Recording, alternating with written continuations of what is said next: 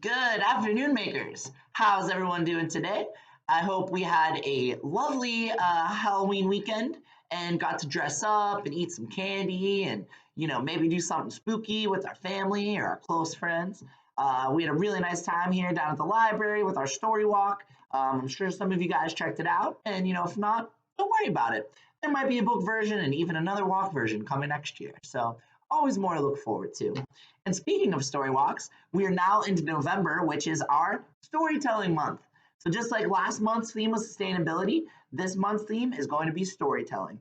Now, obviously, that can be a little bit more difficult in a maker setting, especially when we're not all together to be able to share ideas, because lots of storytelling involves, people being able to actually speak and tell their stories. And of course, oral storytelling traditions or spoken storytelling traditions are sort of the root of all stories. But we are going to find some cool ways to play around with storytelling and thinking about what it means to be telling stories in this day of age. So, in the spirit of that, today we are going to start off with one of our most popular contemporary storytelling forms, that being memes. Yes, yes, yes. You all have grown up with memes for the most part, but I am old enough to remember a time before memes, way back in the early internet days. Um, but for those of you who may not know, memes are a picture-based storytelling format that they are basically a joke-telling format, and they combine text and language in a surprising or unusual way to convey a story, a joke, or an idea. Um, it's tough to really trace the origin of memes, but various things I read on the internet say they trace back to about 2009, 2010 on a website called cracked.com. And they were popularized through various social media platforms, including YouTube and Twitter and Facebook, and now Instagram over the course of the last 10 years. So I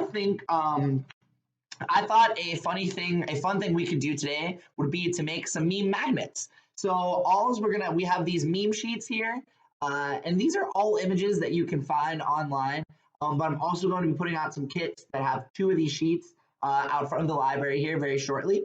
So, and this is also an activity that you can do with your own favorite meme format.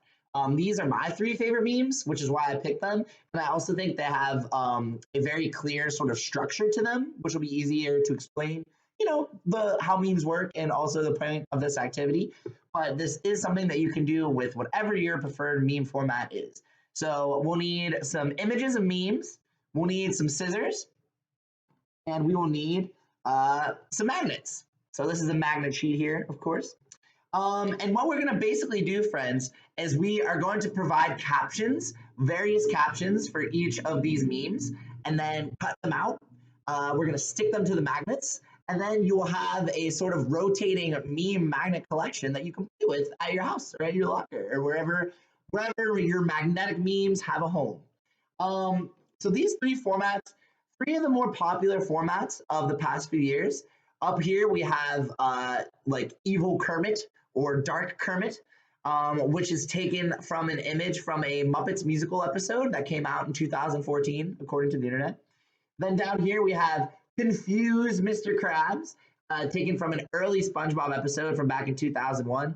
And all three of these are screenshots or screen captures. So they're all, three different images from different forms of media.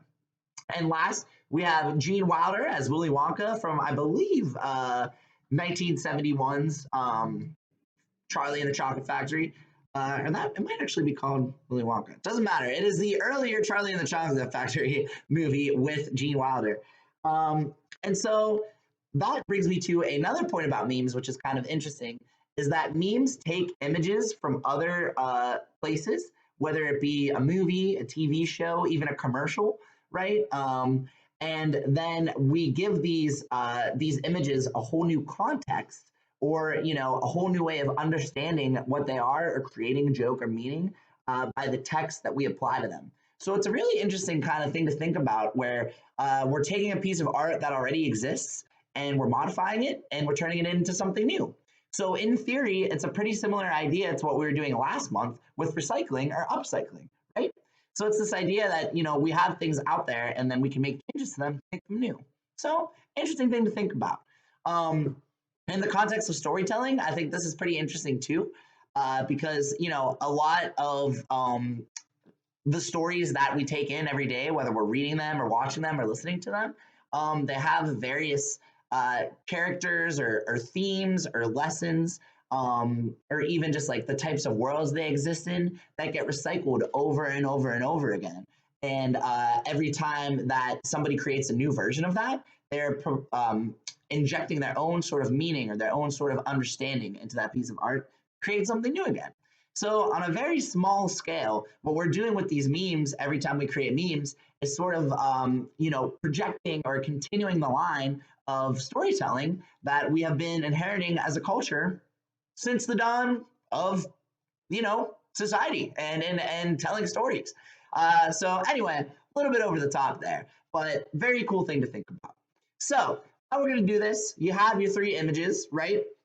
And what you're going to next do is write some captions next to them. So you guys can't really read these captions with the lighting and also being in reverse. But what we're going to do is we'll then cut out our captions and we'll cut out our images. Then we will attach them to our magnets and we'll be good to go.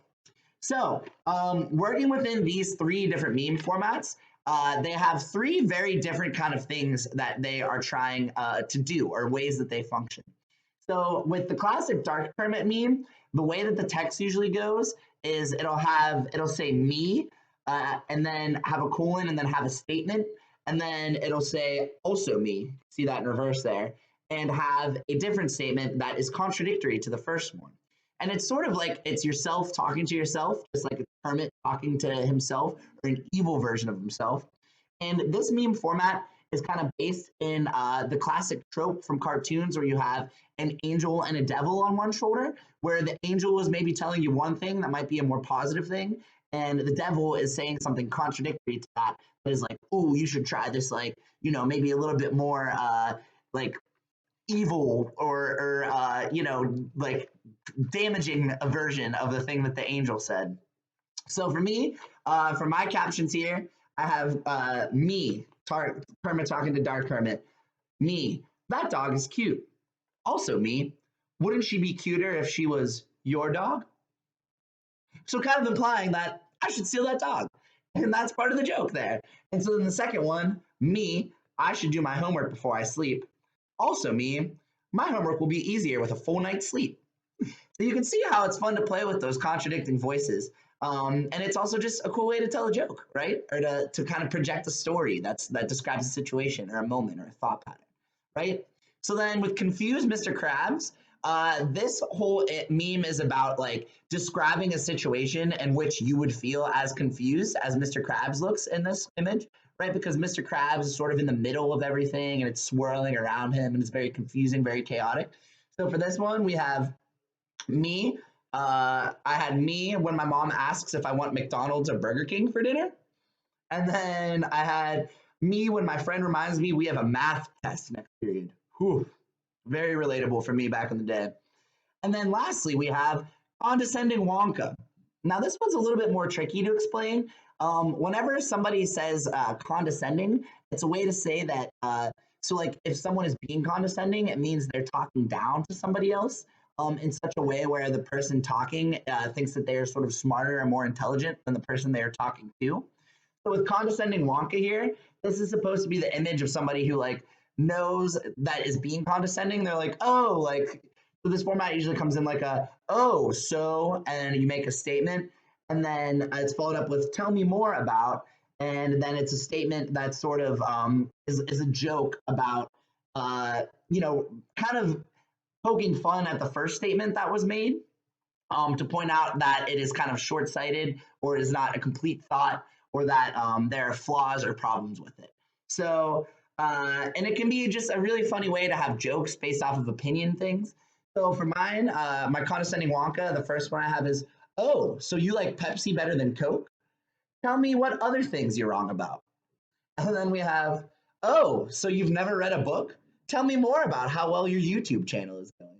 So you have to take ideas here that you find to be sort of related, and turn it into a joke where you can point out how the person you're talking to might not have a full understanding of what they're talking about. I know that's kind of a hard one to explain. This is one I wish we could have more of a dialogue about or a conversation about so that we can understand a little better. But another thing about these memes is that you can look up all of their formats and know exactly how they're used. So once you have them written down, like I said, we're just going to cut them out like so.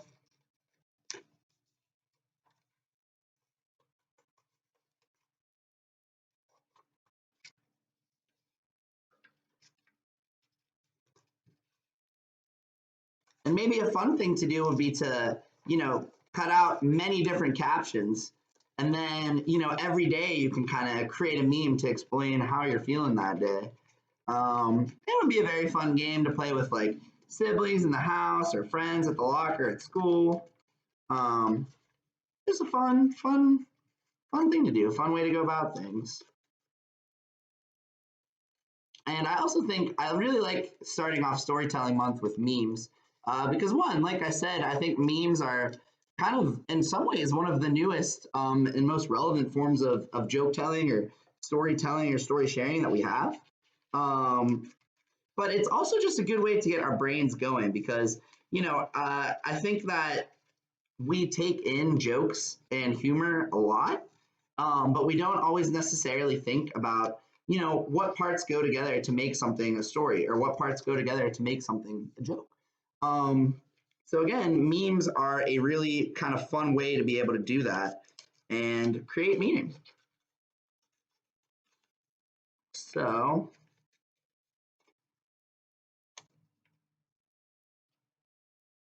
all right, that'll be like that. Cool. Now I'll just cut these out very quickly here, friends. All right, so these go with our Wonka.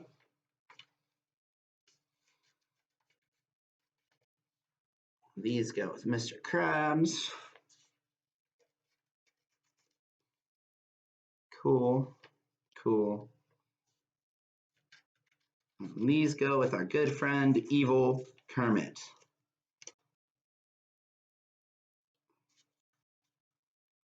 Sweet. And then the last thing we'll do once we have them all organized is to cut out our magnets so that we can use them how we want to. We'll do this. We do it like this, huh? Should be the easiest way.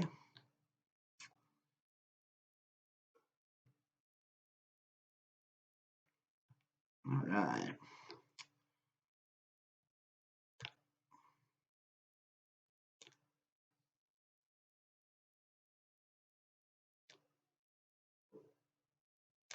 Cool.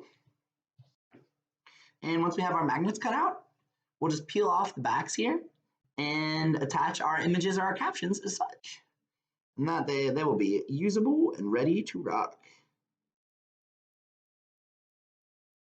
So I'll just steal. Remember, we peel off, we have our sticky side, attach, and boom, we have a magnet ready to rock. And of course, I'll just make one set here. I won't make you guys watch me make all of these together. So there we go. A little bit of the back, a little bit of the caption. Oh, that's a good one. So I didn't think about this, but for these ones, we'll actually want to separate them out. So do that really quickly. Since for these Wonka ones, the top half and the bottom should be separate. So that's important to think about too, is how your text needs to layout needs to be formatted with the meme. So for our Wonkas, we always are going to want the oh, so part of our statement, our leading part of our statement, to be on top. And then we'll have our tell me more part on the bottom. So what I mean is, whenever we're formatting this, can you see that? I know this is in reverse, friends, but anytime I want to play around with these, it'll kind of look like that. So, oh, so you like Pepsi more than Coke? tell me more about how you're wrong about other stuff or whatever the exact statement is. And then so these will be actually specifically fun because then you'll be able to mix and match your top oh so statements with your bottom tell me more statements. So that's it, friends. Little meme magnets, something cool to play with, something cool to think about. Hope you enjoy it. If you have any questions, as always, hit us up at the library. And I look forward to seeing you next week, or at least, virtually talking at you. Take care, friends.